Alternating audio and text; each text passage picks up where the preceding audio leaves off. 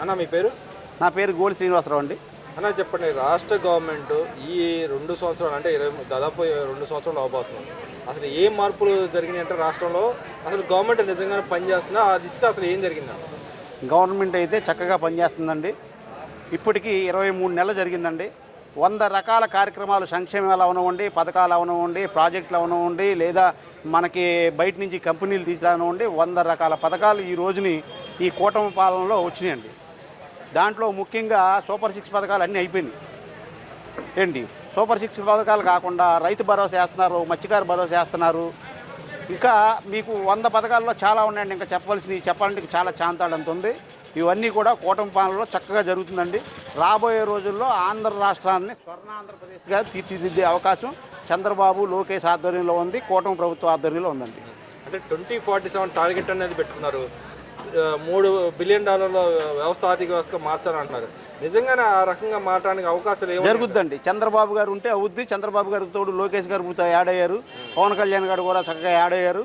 ఈ కూటమి పాలనలో కంపల్సరీగా 2047 వాళ్ళు ఏదైతే అనుకున్నారో ఆ ఎయిమ్ పూర్తవుద్ది. ఆ గ్యారంటీ ప్రజల్లో ఉంది. మరి ఈరోజు చూసుకుంటే నేను చంద్రబాబు నాయుడు గారు కలెక్టర్ సమావేశం ఇంకొక మాట కూడా మాట్లాడుతూ ఉన్నారు.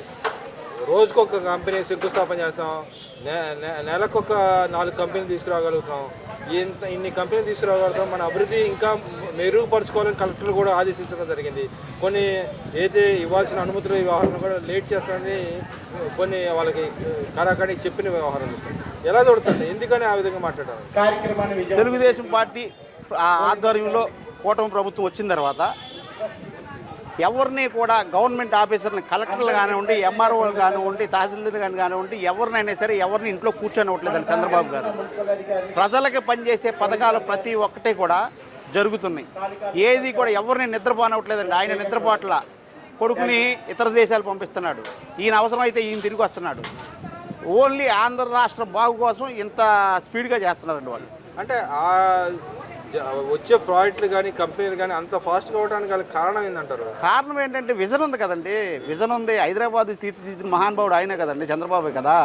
తర్వాత ఇప్పుడు ఆయనకి తోడు లోకేష్ ఆడయ్యాడు, తండ్రికి మించిన తనవాడయ్యాడు. పప్పు అన్నారు, వాళ్ళని నిప్పై చూపించాడు. వైసీపీ వాళ్ళకి కారిపోతుందండి. పప్పుని చూసి ఇప్పుడు నిప్పుని చూస్తుంటే కారిపోతుందండి. ఏం చేయాలో అర్థం కావట్లా. అది పరిస్థితి.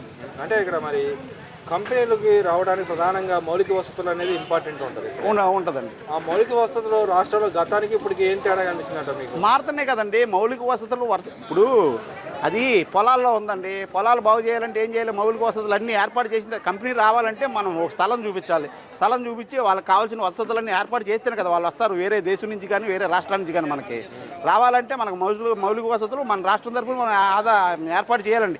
కొన్ని ఖర్చులు మనం పెట్టుకుని చేస్తే రేపు మన రాష్ట్రానికి అభివృద్ధి, ఆదాయం 2 వస్తాయండి. అంటే ఇంత ఫాస్ట్గా రావడానికి కారణం ఏంటంటే, ఇంత ఫాస్ట్గా రావడానికంటే లోకేష్ బాబు అండి. లోకేష్ బాబు ఎంత స్పీడ్గా ఉన్నాడు అనుకుంటున్నారు? ఆయన ఈ వయసులో ఉన్నాడు కాబట్టి. ఆయన చంద్రబాబు వయసు వచ్చేసరికి 2047 దాటిపోద్ది. అసలు ఆంధ్ర రాష్ట్రం స్వర్ణ ఆంధ్రప్రదేశ్ అవుద్దండి. మీరు ఈ మాట్లాడుతున్నారు కానీ వైసీపీ నాయకుడు మా నాయకుడు వస్తే కంపెనీ వస్తే మా నాయకుడు తెచ్చిన కంపెనీలో మీరు చూసాం కదండి. కొడుకుద్దురు మంత్రి గారిని ఒకరు పెట్టారు, నీటిపారుదల శాఖ 2 మారారు. ఒకటేమో అంబోతి రాంబాబు, ఒకటేమో బిల్డరు ఆయన నెల్లూరు. వీళ్ళు ఏం చేశారండి? పోలవరం ప్రాజెక్ట్ని ఏమన్నా అంగుళం కదిపారా? మళ్ళీ ఇప్పుడు పరిగెడుతుంది చూడండి పోలవరం ప్రాజెక్టు కూటమి ప్రభుత్వంలో. రేపు మా పోలవరం పూర్తి అయిపోయింది. వీళ్ళలాగా పడుకోరండి. కూటమి ప్రభుత్వం ప్రజల కోసమే చేసే పనులే చేస్తారు తప్ప వీళ్ళ ఆదాయం కోసం వీళ్ళ కోసం చేయరు. మరి ఇక్కడ చూసుకుంటే రాయలసీమ ప్రాజెక్టులన్నీ నిర్వీర్యం చేశాడు, కానీ వెలిగొండ లాంటి ప్రాజెక్టు కూడా మేమే తెచ్చామని చెప్పి చెబుతున్నాం. ఏమంటే వెలిగొండ ప్రాజెక్టు ఆ ట్యాంకర్లతో నీళ్ళు తీసుకొచ్చి ప్రాజెక్ట్ పెట్టారు అక్కడ. ఇప్పుడు చూడండి, ఇప్పుడు నీళ్ళు ఎట్లా వచ్చినాయి రాయలసీమకు ఒకసారి చూసుకోమనండి వెళ్ళి. గత ప్రభుత్వంలో వాళ్ళని చూడండి, ఈ ప్రభుత్వంలో వీళ్ళని చూడండి ఎట్లా ఉందో ఒకసారి ప్రజలకు తెలిసండి. అక్కడ రాయలసీమ ప్రజలకి మనం చెప్పవసరలా. మరి ఇక్కడ చూసుకుంటే మన ఎవరైతే నీటిపారుదల శాఖ మంత్రి గారు నిన్న వెలిగొండ ప్రాజెక్టు సందర్శించడం జరిగింది. ఆయనకి ఆ వయసులో అసలు ఆయనకి అంత అవసరం అండి.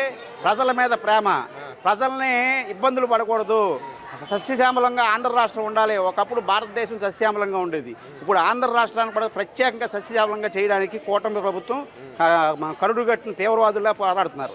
ఎవరండి ఆ పోరాడే వాళ్ళు ఎవరు? మన కూటమి ప్రభుత్వం అండి.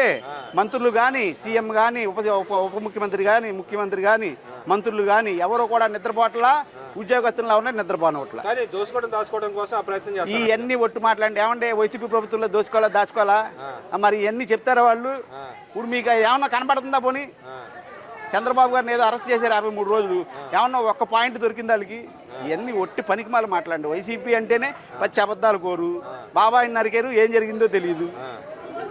ఇవన్నీ ఇంకా వాళ్ళ మాటలు అయితే ప్రజలు పట్టించుకోరండి. అంటే మాది గొట్టల పార్టీ కాదు, మీరు వెన్నుపోటు పార్టీ అంటున్నారు వాళ్ళు. వెన్నుపోటు పార్టీ ఎవరనేది తెలుస్తుందండి. ఆ రోజు ఆ చంద్రబాబు గారు ఆ పార్టీ పగ్గాలు తీసుకోపోతే, చంద్రబాబు నాయుడు లేకపోతే వాళ్ళ రోజునే తెలుగుదేశం పార్టీ లేదండి. ఎన్టీ రామారావు గారు ఏ ముహూర్తాన్ని పెట్టారో ఆ పార్టీని చెక్కు చెదరకుండా అట్లా కాపాడుకుని వచ్చే నాయకుడు చంద్రబాబు తర్వాత లోకేసే. మరి ఇక్కడ మరి వైసీపీ పార్టీ మీద కూడా గతంలో విమర్శించిన పరిస్థితి ఉంది కొంతమంది నాయకులు కూడా. అసలు ఆయన పార్టీ కదా అద్దె పార్టీ అని చెప్పి కూడా మరి అద్దె పార్టీ కదండి, ఆయన పేరు మీద లేదు పార్టీ. ఆ పార్టీ లాక్కున్నారు ఆయన బెదిరించి. ఇల్లు తీసుకొచ్చి ఏమన్నా సౌయంగా చేయారంటే ఇల్లు ఏం చేయాలి? ఆయనకు ఉపయోగం ఏమని చెప్పండి, వీళ్ళ వల్ల ఉపయోగం ఏంటి చెప్పండి రాష్ట్రానికి? మన రాష్ట్రానికి ఉపయోగపోయినా పక్క రాష్ట్రానికి ఉపయోగపడుతున్నాడు కంటే ఆయన. అవును, ఎందుకంటే చెప్తానేనండి, తెలంగాణలో అక్కడ కుంభక్కయ్యాడు, అక్కడికి వెళ్ళి ఇక్కడ ఉన్న ప్రాజెక్టులన్నీ అక్కడ పంపించాడు. అమరరాజా బ్యాటరీ అక్కడికి వెళ్ళింది, తెలంగాణ వెళ్ళింది. ఆ ఆదాయం అంతా అక్కడ చేసుకుంటున్నారు.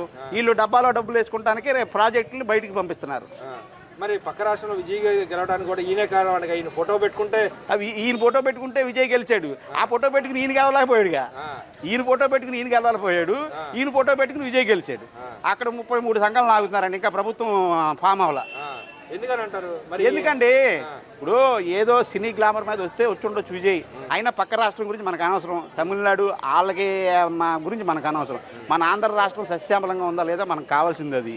ఈ కూటమి ప్రభుత్వం వచ్చిన తర్వాత 23 నెలల కాలంలో 100 రకాల ప్రభుత్వ పనులు అన్ని చేసుకుంటూ వస్తున్నారు. అంటే ఇక్కడ ఒక విమర్శ చేస్తా ఉన్నాడు దాంట్లో భాగంగా, మేము వెళ్ళి గెలిపించాం విజయ్ అయితే మా ఫోటో పెట్టుకుని గెలిచాడు, మీ నాయకుడు వెళ్ళి ప్రచారం చేశాడు. లండన్ మందులు పని చేయట్లేదండి ఆయనకి. మీ నాయకుడు వెళ్ళినా కూడా లండన్ మందులు పని చేయట్లేదు ఆయనకి. మందులు మార్చుకోవాలా? లండన్ కాకపోతే ఇప్పుడు బ్రిటన్ వెళ్ళి అక్కడ మార్చుకోవాలి మందులు. అక్కడక్కడే కాబట్టి బ్రిటన్ వెళ్ళి మార్చుకోవచ్చు మందులు. లండన్ మందులు పని చేయట్లేదు. కానీ మీ నాయకుడు వెళ్ళి అక్కడికి వెళ్ళి పోటీ చేయించి గెలవలేకపోయారు అక్కడ కూటమి నాయకులు. కానీ అదే నాంది మీకు పత్రానికి నాంది, మీ పార్టీ రేపు పొద్దున ఓడిపోవడానికి కూటమి నాంది అని చెప్పి అంబటి రాంబాబు లాంటి వాళ్ళు కూడా ఏమంటే ఎవరో స్నేహితుడు పిలిస్తే వెళ్ళాడు, దానికి నాందికి సంబంధం ఏమైనా ఉందండి? వీళ్ళ పిచ్చి మాటలు. అంటే వీళ్ళు వెళ్తే గెలిచేస్తారు, వీళ్ళు వెళ్ళకపోతే గెలవరా ఏంటండి? అక్కడ వాళ్ళ ఫాలోయింగ్ వాళ్ళకు ఉంటుంది. ఇప్పుడు వాళ్ళు కేవలం అక్కడ విజయ్ గెలిచాడంటే వీళ్ళు అన్నా డిఎంకే వీళ్ళిద్దరూ కూడా హిందుత్వాన్ని దెబ్బ కొట్టడానికి ప్లాన్ చేసుకున్నారు. దాని నిమిత్తమే వాళ్ళు ఓడిపోయారు. శ్రీరాముడు లాంటి వాళ్ళని పనికిమాలిన మాటలు అన్నారు కాబట్టి సంకనాకి పోయారు. మరి ఇక్కడ చూసుకుంటే ఈ 2 ఏళ్ల పరిపాలనలో రాబోయే రోజుల్లో అభివృద్ధి సంక్షేమ పథకాలు మేము పోతామని చెప్పి ఈ గవర్నమెంట్ చెబుతోంది. ఆయన వస్తే నేను బట్టన్ నొక్కుతాను రప్ప అని చెప్పి ఆయన అంటా ఉన్నాడు. బట్టన్ నొక్కాడు కదండి, రప్ప బట్టన్ నొక్కుతూ అన్నీ అయిపోయినాయి. ఇంకా ఈ బట్టన్ నొక్కుడు లేదు. ఇంకా ఆయన 1 టైం సీఎం అంటే అయిపోయింది టైం ఆయనకి. జీవితంలో ఇంక సీఎం అనేది ఆయనకి తెలియదు, మాజీ సీఎం అంతేగా. వచ్చేది మేమే రాబోయే రోజులు మాదే అంటున్నారు. నేను అంటానండి, నాకు అక్కడ 10 కోట్లు ఉంది, ఇక్కడ 10 కోట్లు ఉందని చెప్తాం. అది ఉండాలిగా. ఒట్టు మాటలో ఉపయోగం లేదండి. జనంలో అయితే కూటమి ప్రభుత్వం గురించి మంచి అభిప్రాయం ఉందండి. చక్కగా జరుగుతుంది కూటమి ప్రభుత్వం. సంక్షేమము పథకాలు వెళ్తున్నాయి, ప్రాజెక్టులు వస్తున్నాయి. ఇంకేం కావాలండి ఆంధ్ర రాష్ట్రానికి? అంటే ఇక్కడ మామూలుగా అయితే ఏ పొలిటికల్ పార్టీ అయినా సరే కొన్ని ఈ గవర్నమెంట్ కానీ ఆపోజిషన్లో ఉన్న కానీ కొన్ని వాగ్దానాలు ఇస్తాయి. ఆ వాగ్దానాల ప్రకారం ప్రజలు ఎన్నుకుంటారు. ఈసారి మరి ఈయన ఏమన్నా బట్టన్ నొక్కి డబ్బులు ఇచ్చి గెలుస్తామని చెప్పి ఆయన చెబుతున్నాడు. ఈ గవర్నమెంట్ మేము సంక్షేమ పథకం ఈ 2 చేస్తానే అభివృద్ధి పరంగా ముందుకెళ్తామని చెప్తారు. కాదండి, గత ప్రభుత్వంలో అన్ని వాగ్దానాలు చేశాడు. ఏది నిలబెట్టండి? మందును నిషేధిస్తాడా? లేకపోతే ప్రభుత్వ ఉద్యోగాలు ఇచ్చేస్తాను చదువుకున్న నిరుద్యోగులు అన్నాడు, ఇచ్చాడా? ఏంటండి ఇవన్నీ అబద్ధాలుగా? గెలవడం కోసం ఇప్పుడు చూడండి, విజయ్ కూడా 100 వాగ్దానాలు చేశాడు. 6 బండ్లు ఫ్రీగా ఇస్తా అంటున్నాడు. ఏంటంటే అది 6 బండ్లు ఫ్రీగా ఇచ్చేది? అంటే వాగ్దానాలు చేయడం కాదండి, దాన్ని నిలబెట్టుకోవడం గొప్పతనం. చూద్దామండి రాబోయే రోజుల్లో ఏం జరుగుతుందో. విజయ్ సంగతి కూడా తేలుతుంది కదా. Okay sir.